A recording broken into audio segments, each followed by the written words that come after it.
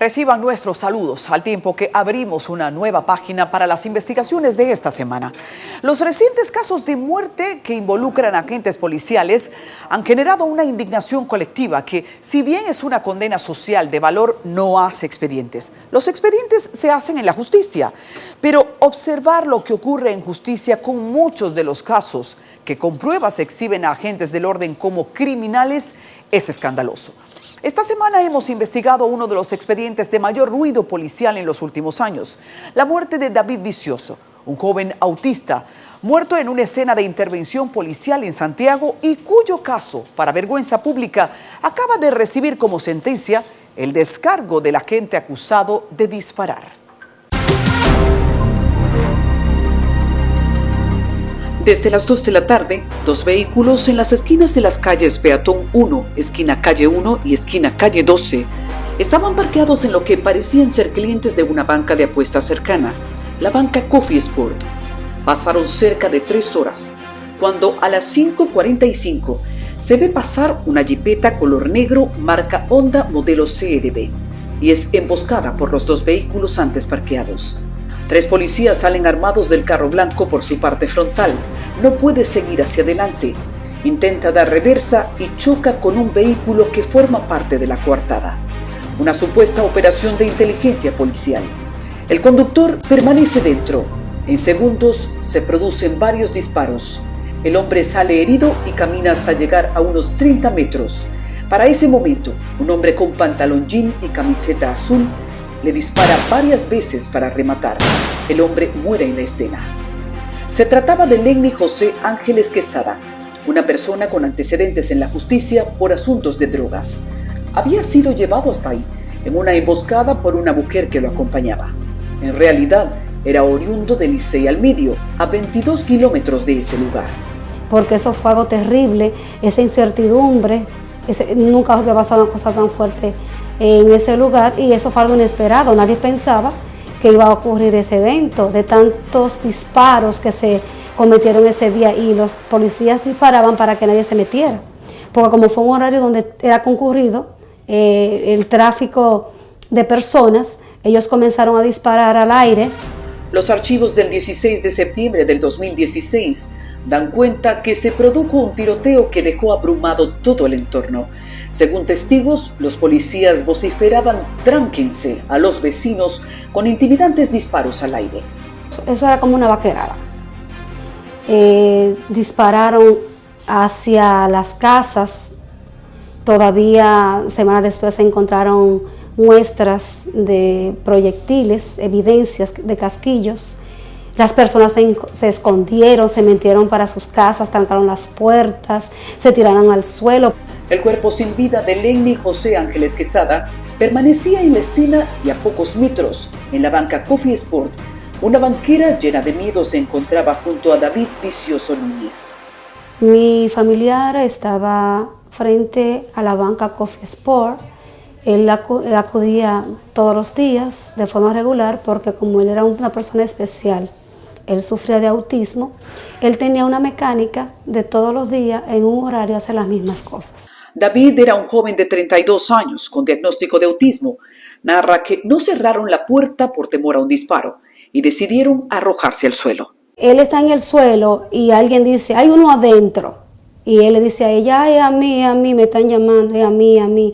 Y dice, no, tranquilo, David, que no es contigo, no, tú no tienes nada que ver, tú estate tranquilo, no, es a mí. Y le dicen, sal. Y él se levanta. Una secuencia fotográfica y de video permite recrear la escena. Había más de 25 policías en ese extraño operativo. David se levanta del suelo y con las manos levantadas se pone en la entrada. No dio tiempo a un paso más. Ahí mismo le propinaron un disparo mortal de entrada y salida en el abdomen.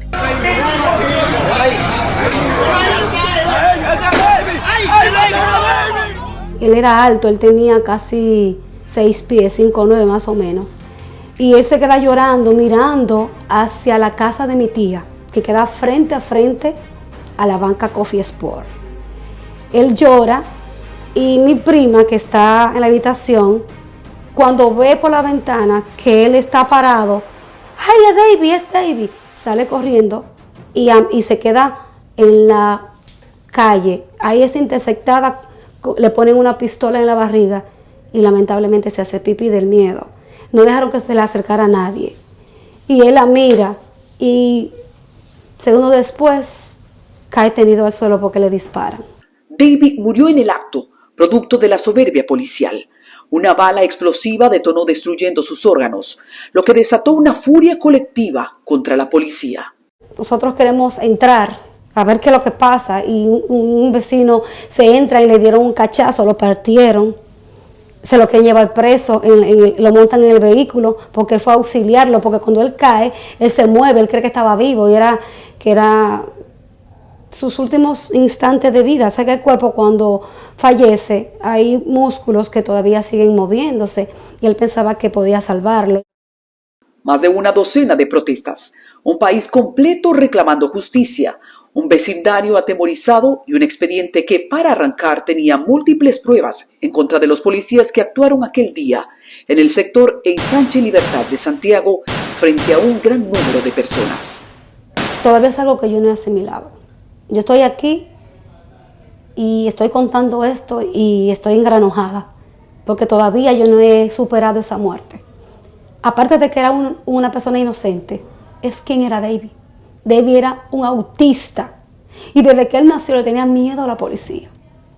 Y ese fue su desenlace, muere a manos de la policía. La primera batalla fue conseguir que fueran identificados los agentes actuantes, una tarea que tomó aproximadamente un mes. Bueno, nosotros hicimos magia, duramos más de un mes, o aproximadamente un mes, dando viajes para la fiscalía, cogiendo para la aviación, que para la unidad de asuntos internos de la policía, que queda, creo que cerca del Ejido, por ahí, no sé bien esa zona, por los Jardines. Y esos viajes aquí que todavía, que estamos investigando, que le vamos a avisar, que le llamamos. Un oficio sin número del 19 de septiembre del 2016 establece que la brigada que actuó en la muerte de David fueron el mayor José Miguel López, el capitán Joel Ventura Bernal, el capitán Carlos Martínez Collado y el sargento José Luis Jiménez Mercado, y se ordena retirar sus armas. Pero la familiar destaca que ocultaron el nombre más importante, quien había disparado, y era nada más y nada menos que el jefe de la operación. Todo el tiempo se nos dieron unos nombres que no eran. Yo no trabajo en la policía, yo no sé quién es Pedro, quién es Juan, quién es José. Entonces nosotros inicialmente creíamos que esos nombres eran de esos imputados, que ellos eran los que estaban a cargo de ese evento. En efecto, ellos participaron de ese proceso, ellos estaban ahí ese día, pero faltaba una pieza dentro del proceso, que siempre fue excluida, y fue la persona que mató a mi hermano. Yo decía, la persona que falta. El juicio por la muerte de David Vicioso Núñez inició con una investigación viciada. Acusa al fiscal a cargo del expediente, hoy excluido de la carrera del Ministerio Público, Gerardo Ponce, de ocultar intencionalmente al teniente coronel Julio César Florian Dotel. Yo no conocía ni mi familia quién eran ellos, pero el Ministerio Público podía dar al traste con cada uno de los que estaban en ese operativo. Gerardo Ponce siempre decía que era Joel Ventura Bernal, que según lo que él investigó y todas las pruebas apuntaban que fue él. Y para sorpresa nuestra, cuando apresamos a Joel Ventura Bernal, nos dimos cuenta que no coincidía con el físico de la persona que asesinó a mi hermano. Ventura Bernal era alto, era de tez clara, pelo negro bueno, era joven y era un capitán. Quien mató a mi familia era una persona de 60 y pico de años, de tez oscura, tenía la cabeza rapada para ese entonces, tenía un poloche azul oscuro, es decir, azul marino. Y era un coronel. Según un video de cámara de seguridad que sirvió para hacer un estudio de la escena, se observa claramente que el disparo que mata a David Vicioso vino del arma del coronel Julio César Florian Dotel. En la escena captada se observan 4 agentes. Uno lleva camiseta blanca, 2 están vestidos de camiseta azul claro y un cuarto de camiseta azul oscuro, quien dispara. No coincidía. Eso fue en la preliminar que nos dimos cuenta, porque él lo someten a la justicia, fue apresado y hasta que no fuimos a la preliminar no nos vimos frente a frente. Y desde que yo fui a ese procedimiento le dije a los abogados, él no fue, ese no es la persona. El caso de David contaba con una condena social de pena máxima, pero afirma que en los tribunales tenían como principal enemigo la misma fiscalía. El licenciado Gerardo Ponce fue quien nos suministró los nombres de esas personas y nos vendió que Ventura Bernard era el asesino. Y no era Ventura Bernard. Y después con el tiempo descubrimos en una audiencia que le dio una certificación de no al lugar y excluyó del procedimiento y del caso a quien realmente mató a mi hermano. Esa persona se fue a Estados Unidos en octubre de ese año, que tenía como 3 años que no viajaba. Después que llega se va a Puerto Plata, cuando era el encargado del departamento de robo aquí. Después de Puerto Plata se va a Bonao, La Vega. Y por último lo encontramos sirviendo en San Francisco de Macorís. Agrega que el Departamento de Denuncias y Delitos de la Fiscalía se empeñó en que les entregaran todas las pruebas y posteriormente las secuestró. No eran provistas a los abogados de la familia y aunque se les decía que estaban agotando fases de investigación, se trataba de un engavetamiento. Y eso nos llevó a venir a Santo Domingo con una comisión de derechos humanos que nos apoyó desde que ocurrió todo, y trajimos un documento donde apoderábamos a la Procuraduría General de la República, en ese entonces el licenciado Jean Alain Rodríguez, para que en el uso de sus buenos oficios intercediera para que fuera posible. Establece que un nuevo fiscal recibe el expediente, pero también una sorpresa. Le quitan los documentos al licenciado Gerardo Ponce, que lo tenían en su escritorio personal. Cuando vamos a la fiscalía, departamento que asumió posteriormente, nos topamos con la sorpresa que la mayoría de las evidencias no estaban. Cuenta que la familia inicia otro maratón persiguiendo pruebas para ayudar a construir el expediente. Los CDs con los videos, fotos que hicimos de los videos los convertimos en fotos, la posteamos y la traducimos a fotos a color. Yo me quedé con las copias, no estaban. Certificados médicos, una carta que nos dieron del trabajo de nuestro familiar, de junta de vecinos, también supuestamente lo que la Policía Nacional envió de balística, nada de eso apareció.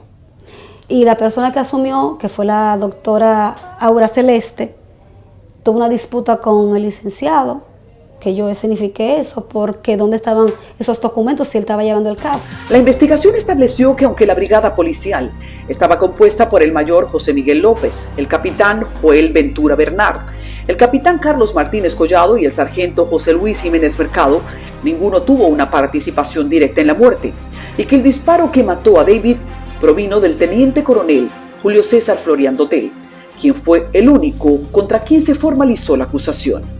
Solamente las audiencias de juicio al fondo fueron 19, con la de este año, el día 11 de febrero. Cada vez que íbamos, siempre había un aplazamiento, porque él decía que él no estuvo ahí inicialmente, que él no tenía nada que ver con eso, que él estaba en otro lugar en ese momento, que él no andaba en ese operativo, que él no tenía nada que ver con el caso. Cuando yo consigo las evidencias que tenía en mi poder, porque yo siempre he tenido manejo del expediente, no de todas las cosas, pero de una gran parte, y llevo fotos donde muestro que él sí estuvo, cambió el discurso. Pero el cambio fue de forma, no de fondo. El expediente siguió su curso basado en una investigación de la escena arraigada a la versión de la misma policía.